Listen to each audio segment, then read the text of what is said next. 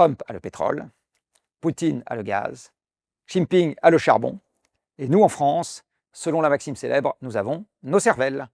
Nos cervelles dont nous allons avoir le plus grand besoin pour tracer notre voie dans un monde dans lequel les contraintes ne vont cesser malheureusement d'augmenter, des contraintes pour l'approvisionnement en combustibles fossiles, des contraintes issues du dérèglement climatique, des contraintes sur l'approvisionnement en ressources et des contraintes sur la biodiversité. Je m'appelle Jean-Marc Jancovici et je suis président d'une association qui s'appelle en bon français dans le texte The Ship Project, car nous avons des ambitions européennes, et qui depuis 2010, comme association d'intérêt général, s'occupe de faire des propositions pour décarboner le pays dans la joie et la bonne humeur. Nous sommes secondés par 30 000 bénévoles, les shifters, qui sont nos plus précieux alliés dans le combat que nous menons et qui nous aident à porter nos propositions, souvent les élaborer et les rendre meilleures. Il n'y aura pas 253 élections présidentielles avant 2050 ou avant la fin du siècle, c'est-à-dire les horizons de temps où nous devons avoir réglé les problèmes absolument majeurs que nous avons aujourd'hui sur les bras. Vous le savez, cette élection est toujours l'occasion de débattre de grandes orientations pour notre pays et de la voie que nous aimerions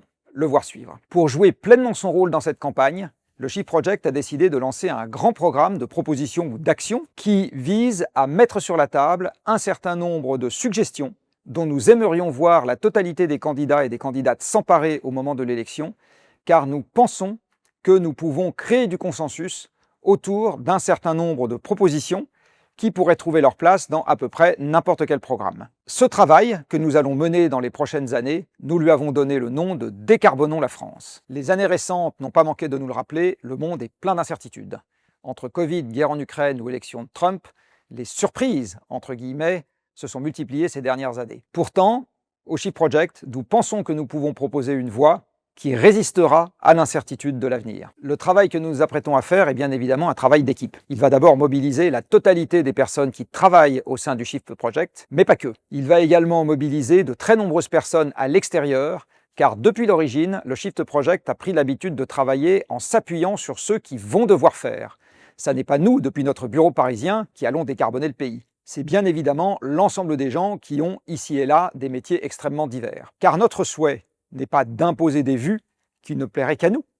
Notre souhait, c'est d'être utile à la collectivité et on ne peut évidemment pas être utile aux autres sans leur avoir demandé leur avis. Les combustibles fossiles étant partout, quand on veut décarboner le pays, il va bien évidemment falloir regarder partout. Les transports, l'industrie, le logement, l'agriculture, la culture, la santé, la défense ou encore le sport. Et d'une manière générale, puisque les combustibles fossiles sont partout, nous allons radiographier absolument tout ce qui fait notre pays aujourd'hui. Vous l'aurez compris, notre ambition est immense.